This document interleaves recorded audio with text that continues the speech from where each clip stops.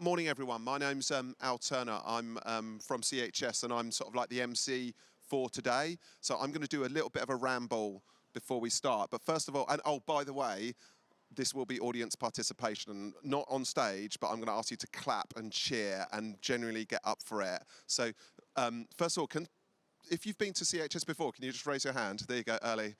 Right, so you might have got a bit sick of me being the MC and sort of talking all day. So if you've been here before, the good news is there's lots of other speakers, so it's not just Al Turner sort of speaking. If you're new to CHS, thank you so much for coming along. I hope you have a really productive day. I hope you get everything you want out of it. I hope these sessions really speak to you and get stuck in. It should be a really, really good day.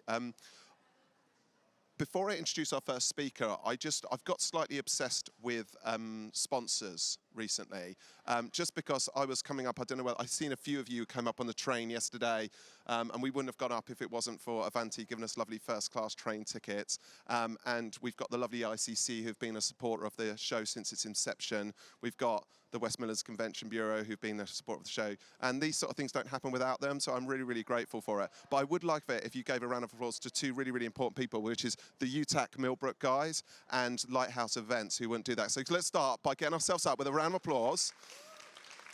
We're doing that because it makes us all feel good. That's why we're doing that. It makes us all feel good as well. So today, if you were here last year, we talked about this concept of how to organise an event, and it came because lots of people were feeding back that they said, you're doing all this really good stuff on well-being, you're doing all this really, really interesting stuff on personal development, but actually we're all event organisers and we wouldn't mind some practical knowledge, and it was a really good piece of feedback. So we spent almost the entire lead show talking about how to organise an event at any level.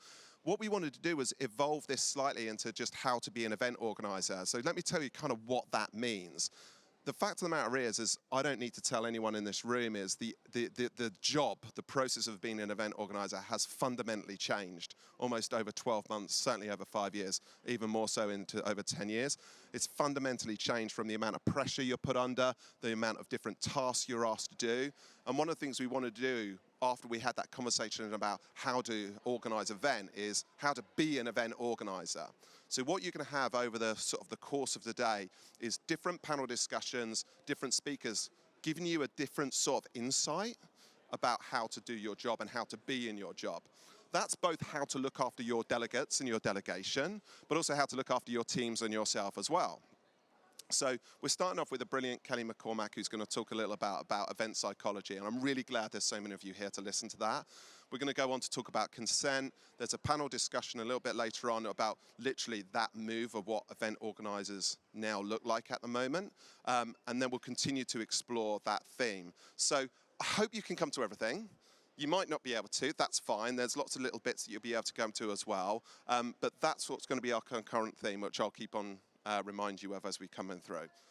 That's all I'm going to do as part of my bit. So I've been talking to Kelly for a few months now about her role, what she's been up to, her qualifications and what she's trying to do within the events industry. And we're really, really delighted to have Kelly with us today to open the keynote.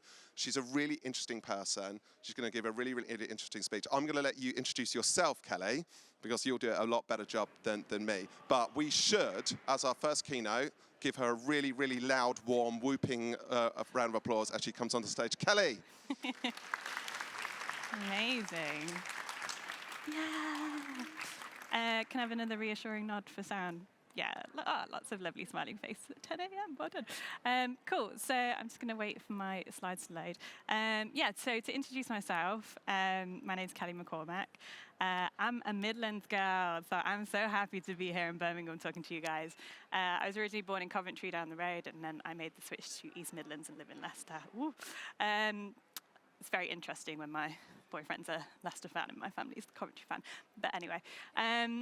So yeah, a little bit about me is I did a psychology degree a very long time ago, and I went to work in mental health for a couple of years, but it was around the recession, so I kind of got a little bit disheartened. It became a lot more about numbers rather than people, so I kind of left the field, hoping to go back to it one day, and then ended up in events, and obviously loved it. I've done it for kind of over 10 years now, and the more kind of senior I've gone, the more kind of worried I was that I wouldn't get to do the doing as much.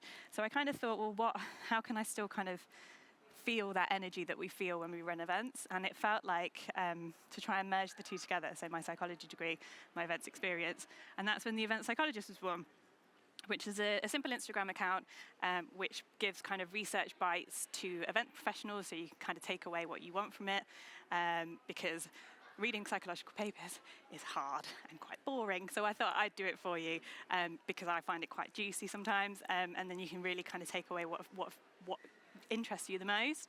So with that in mind, today I'm going to go through some stuff that I found really interesting. Some of it might land with you, which is great. Some of it might not, but that's also okay. Some of it might raise more questions than answers, and that's also okay, because with psychological research, there is no yes, there is no final. It's there to kind of make you think.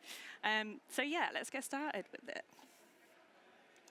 Okay, so the slides are here, so I'm going to try and stay out of the way, but obviously I can send the slides around afterwards if anybody needs them. So event psychology, it's very new, it's very niche. There are definitely some universities properly exploring it. If you Google event psychology, it might bring up events that happen to a person. So you lose your job, you lose a loved one, you move house, things like that. But what we're looking at today is event psychology in terms of the events industry. There's some questions on the slides which are more like reflection pieces for you guys. So I'm going to talk to you about something and then give you a question so you can kind of ask yourself whether that interests you or just what it brings up for you. So in terms of event psychology, this is the kind of stuff I've been looking at in a lovely, lovely bubble, because I love a bubble. There's lots of stuff in there that can really like sink your teeth into, but again, some of it you'd be like, oh, that's boring, I don't want to know about that. But yeah, that was just to kind of represent what I've been looking at. So let's start off.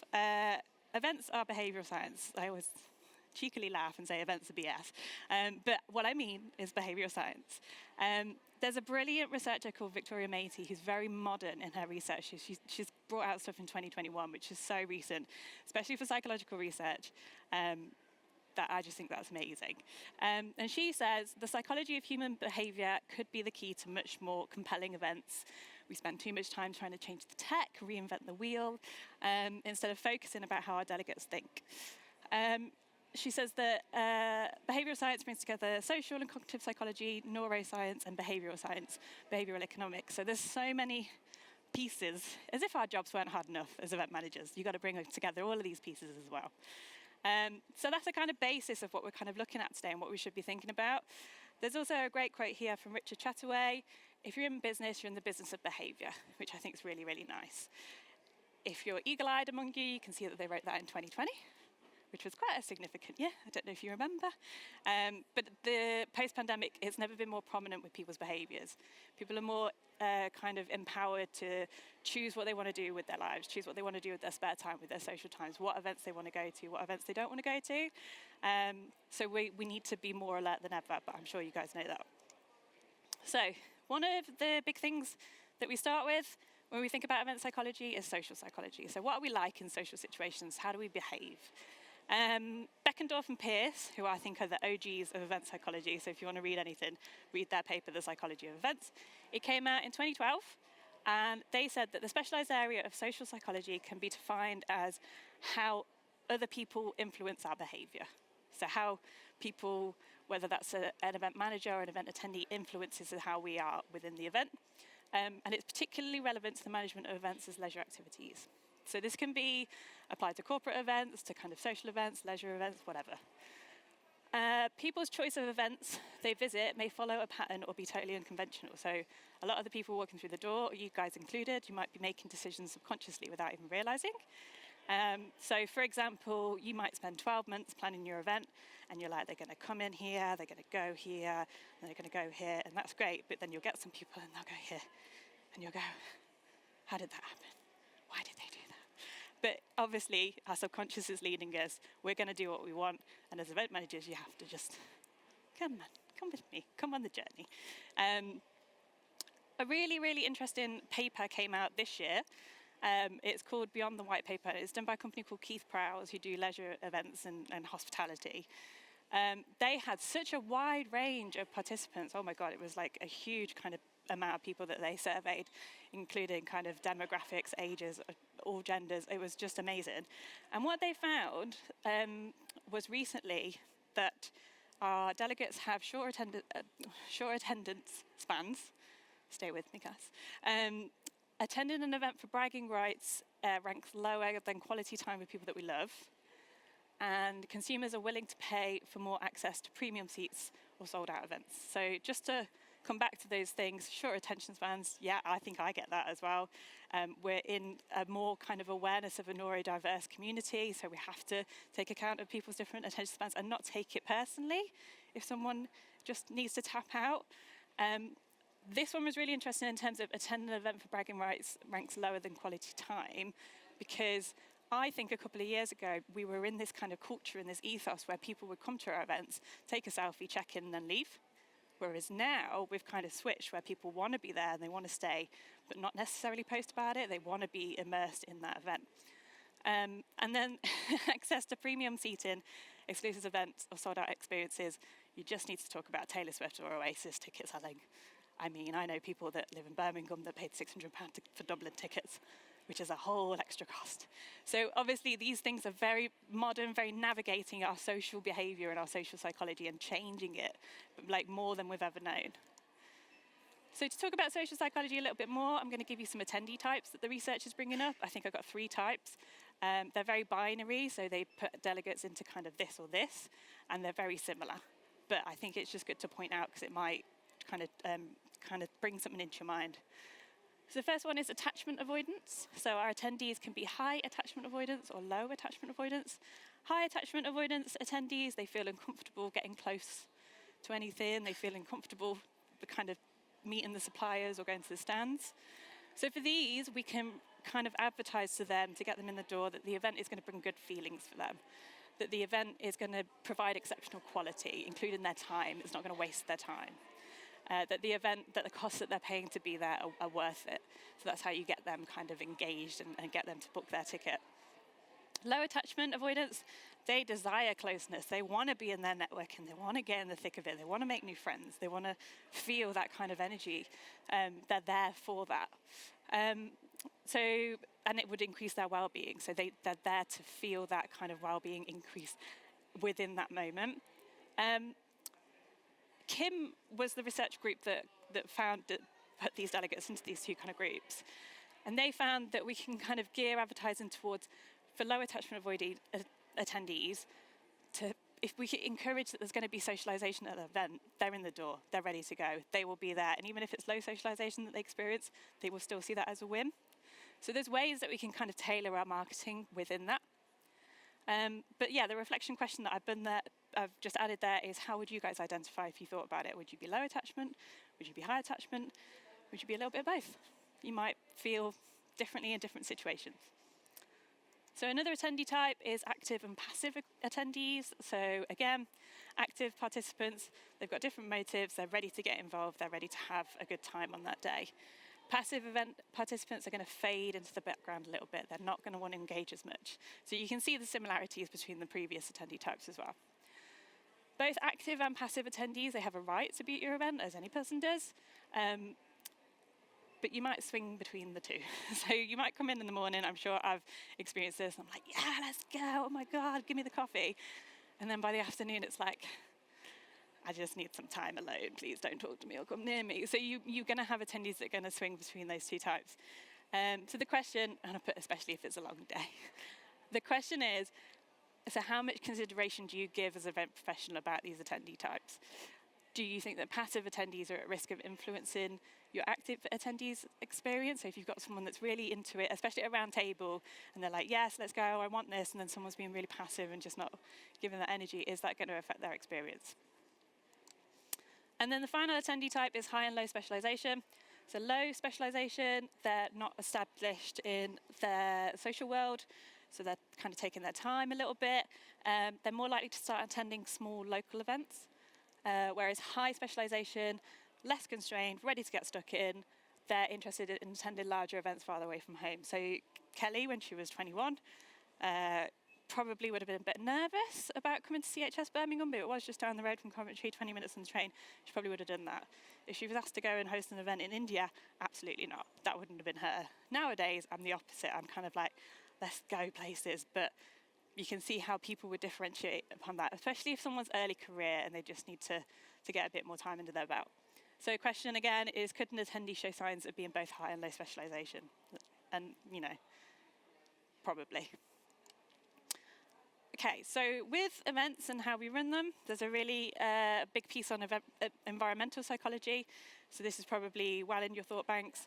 There was a group of researchers called Delegates, and they said that event environments should consider the effect that the followings have on attendees' mood. So social interaction, capacity and crowding, personal space, signage, physical features, sound, lighting, airflow, colour, temperature, breakout rooms.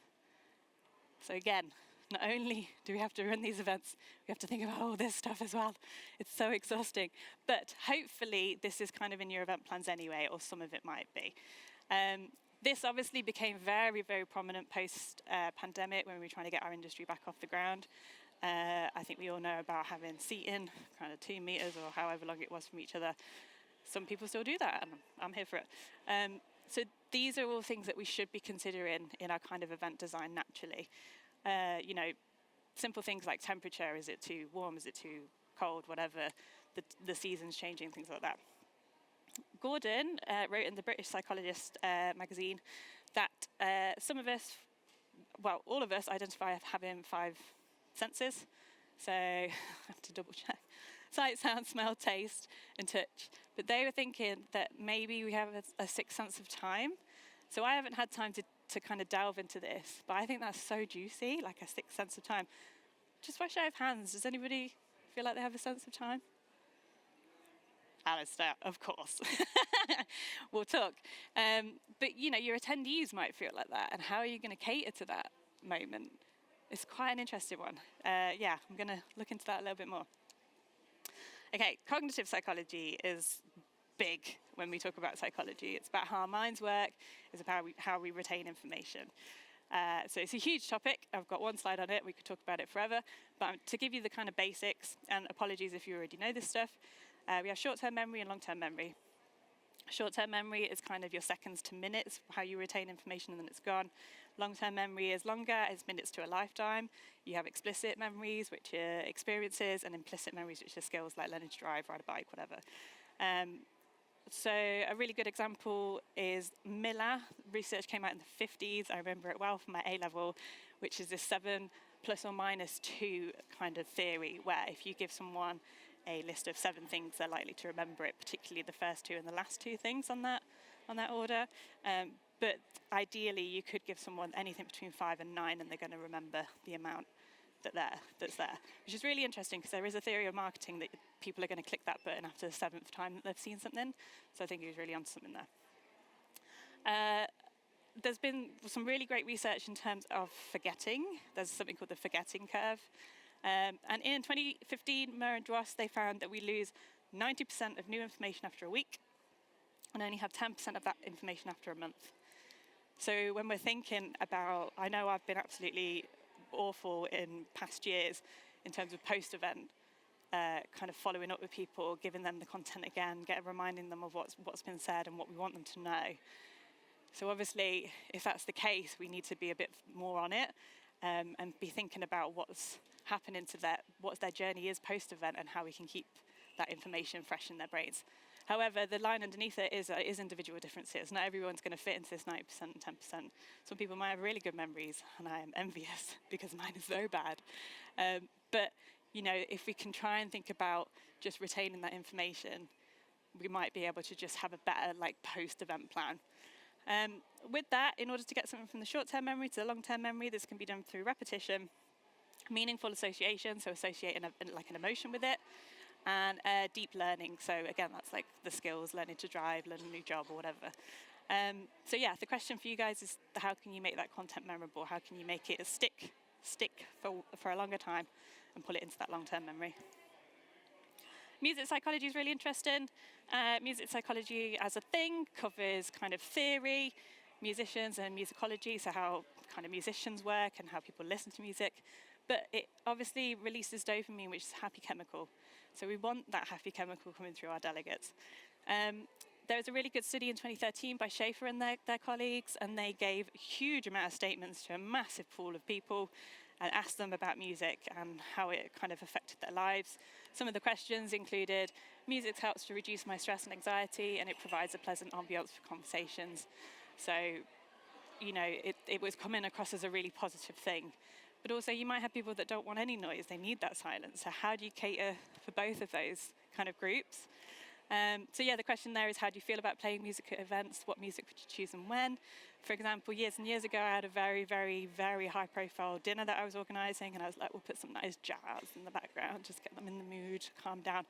And the client that I was working for hated it, and they switched it straight to pop music, didn't know what playlist they were putting on.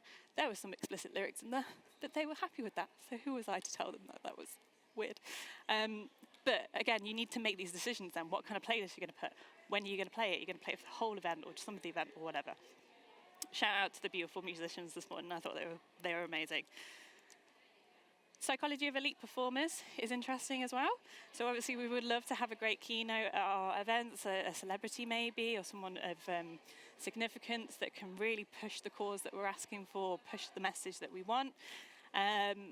And Beckendorf and Pierce were very much of the opinion that they will create this positive environment for that. However, having an elite performer will bring in another psychology of their own. Obviously, having a high status will bring different mindsets. Either it could be a positive one, could be a negative one, could be an egotistical one, could be a lazy one. So all stuff that you kind of have to navigate as well. I remember years and years ago, I booked a keynote speaker and I was like, right, that was expensive, but they're in. And then, of course, all these demands came in afterwards. I was very young, very early in my career, and I was like, oh, that's my budget just draining. Because I was inexperienced to know that it wasn't just the one fee that they were going to provide. There was more coming because of the demands that they had in order to psychologically perform. A really quick example there is Harris reports that global music star Elton John required a complete makeover of change rooms of a local sporting stadium, as well as the option of among 50 pairs of sunglasses to make him psychologically ready to do his performance. So a question there is, how would you best manage your event performers? If you have the elite performer there, are you prepared for the psychology that they bring with that? In a kind of similar vein is the role of humour at events. So Philippe and their colleagues did a study in 2015, and they found that clearly humour has an important role to play in the co-creation of enjoyable event experiences. It brings joy and creation of positive feelings for event attendees, which is great. Like, we rate it. However, it should be done with caution. Situations including embarrassment of the speaker, unpleasantness for the audience, degrading remarks, offensive humour, cross-cultural misinterpretations are all at risk. So just from show of hands, does anybody like rate having humour at an event? They're all for it? Yeah? There's no right or wrong here? Yeah? Anyone like terrified of it? Okay. This one's very 50-50 in what I'm finding in terms of, like, I've been to some award ceremonies where the comedian was the host, and they were brilliant. They just did that simple 10 minutes at the start, and then when they did the awards, it was like script, stuck to script, job done, on the way home. Whereas there's been some other comedians who've gone slightly off-piste, and then you can feel the anxiety going, and you're kind of like, how do I stop this? I can't go in and take over. Well, maybe I could, I don't know, probably not.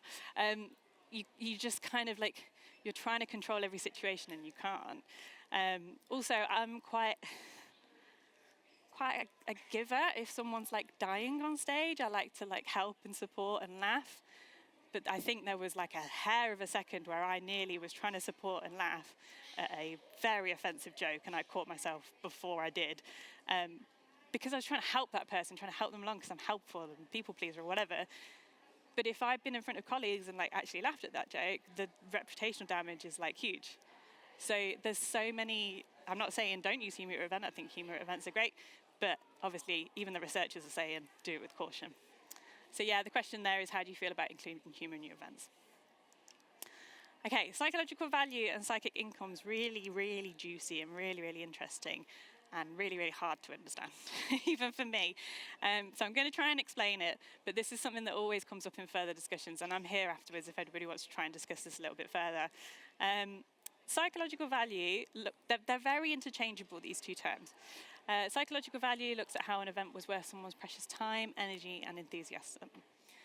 Psychological income is the perception of emotional and psychological benefits of an event. So kind of memorable, transformative experience, which, as Matey says, studying and addressing people's cognitive abilities and behaviour leads to psychological value. So it's all this stuff that you can't put a price on.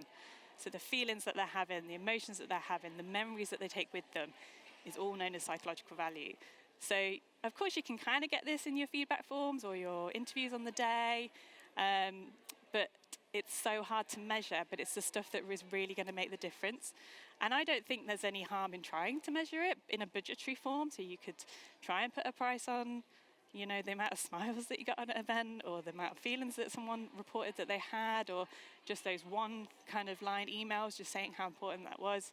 But it's a really juicy thing that needs more work, and we need to look into it a bit closer, because this is the stuff that probably isn't measured as much, that is really going to hit different if we can prove that we have this kind of thing at our events. So yeah, the question here is, how do you feel about psychological value? Could you put a price on yours? So yeah, think about today when you go home. See if you had any psychological value or psychic income that you felt today that you would put a price on. Cool. I think we're on a couple more slides, so thanks for bearing with me, guys. Co-creation and self-expression is really interesting. And I probably should have said at the beginning, a lot of the stuff that I'm saying, you guys might already do. It might be very coming across as common sense, but it's good that you have terms that you can associate with these things now, that you can bring back to your CEOs or your clients or your teams or whatever, and say, hey, we're doing this. This is added value. This is psychological research backed. So yeah, take all of these terms away with you and make sure that you mention them, because you're already doing this kind of stuff anyway. You're already thinking about event psychology without even realizing it. So co-creation comes up a lot in research to do with festivals, and it's involving visitors in shared interactive activities that are aligned with their interests. So, for example, you go to a music festival and you've got 3 stages, all these people on at different times. You're like, right, 11 o'clock I'm going to go there, 12 o'clock I'm going to go there, blah, blah, blah. Even today, like 10 o'clock, you're like, I'm going to go here, and then I'm going to do this, blah, blah, blah. You are co-creating your experience. You are empowering yourself to make decisions throughout that event. You're choosing what to go to and what not to go to. So you're co-creating that, which is so, like I said, empowering. It's really juicy to kind of give that power to your delegates and let them do that.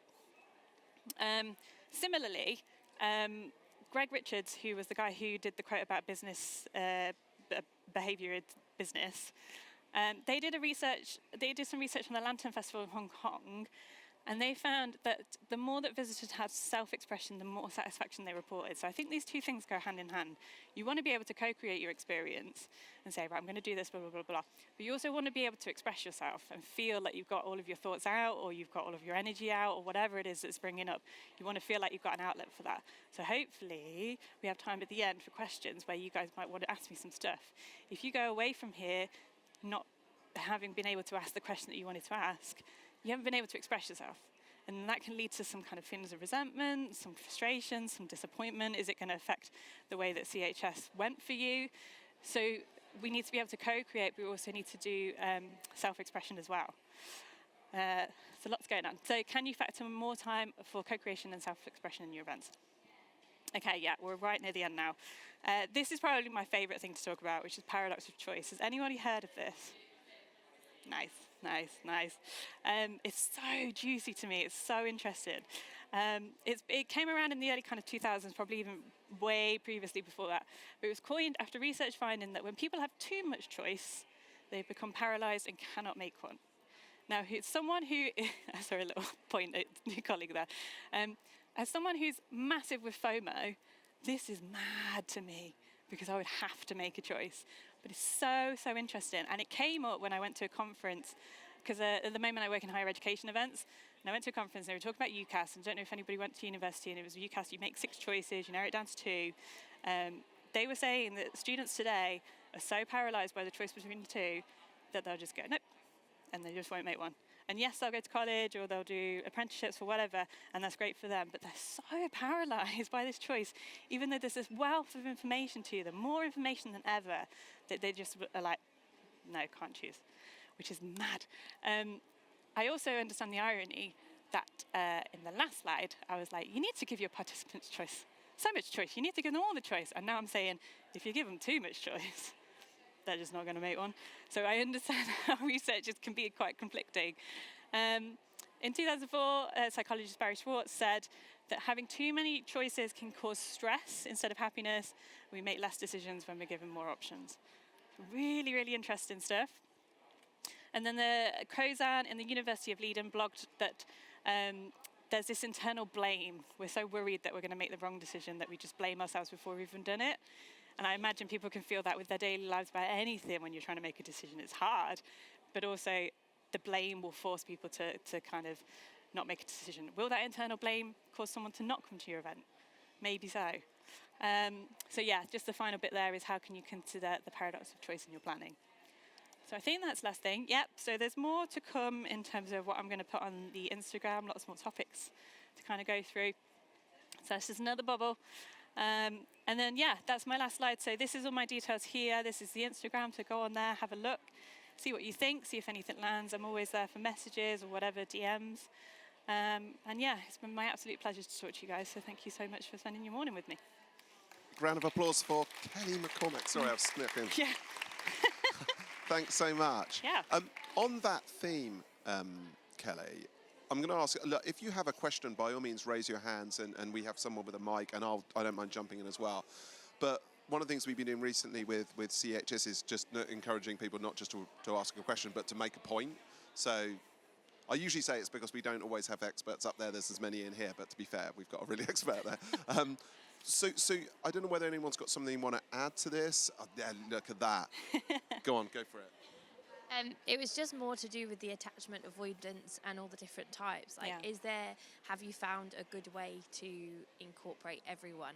You know, I was just trying to think of, like, say you're inviting someone and then you've got all those different types. Like, how do you, make sure that you appeal to everyone? Yeah, it's tough, isn't it? You just have to do a lot of extra planning and try and plan for the two scenarios. And like I said, the research is very binary. They're saying, oh, you're either this or you're this. And that's just not real. That's not just real life. We can fluctuate between the two, or we could be somewhere in the middle. So if you can try and obviously journey a high attachment avoidance person through your event and what that looks like, and a low attachment avoidance person through your event and what that looks like, you're kind of off to a good start. And you can kind of try and see what channels they're going to take. But obviously you would factor into your planning that at the event you're going to watch what these people kind of do and see if there's anything around that. And you can even ask it in your feedback questions. Just, you can say high attachment avoidance, low attachment avoidance. Do you think you experienced any of this? But also you can kind of say, how was your journey? Is there anything we could improve? So yeah, it's really hard, but the more that you can kind of take the time previous to plan that this is what they might do, the easier it'll be.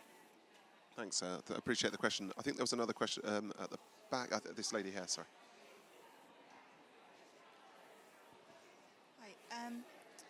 Obviously you mentioned music theory, because I've noticed that for me music is really strongly attached to memories. Mm-hmm. So the more vivid the memories I've got, the stronger it is related to music usually. So I tend to get hooked on one song and listen to that on repeat. So it's quite good for holidays because I've got a holiday song.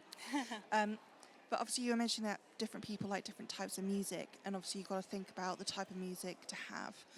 Is there a way of narrowing it down? Because I, for one, absolutely hate classical music, and yet an event that's quite good to have in the background because there's no distracting lyrics. Or is it kind of better to go to potentially do polls beforehand to see what people would expect, what they would like? Or is it a matter of maybe going for something like they had last night at the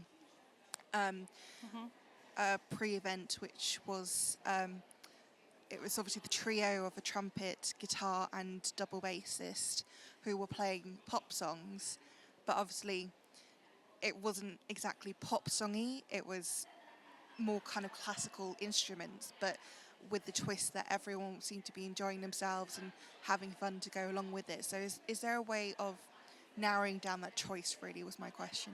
Yeah, I think polls are a great idea, but it depends realistically if we have the time to kind of ask our delegates that pre-event.